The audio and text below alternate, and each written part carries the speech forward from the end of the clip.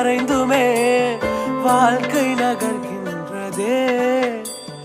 அழுத்தங்கள் படர்ந்துமே பனியாய் கரைகின்றதே.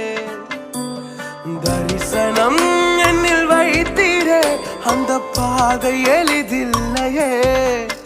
வெறும் கரங்களாய் நான் நிற்கிறேன், இந்த நிலையும் புதிதில்லையே.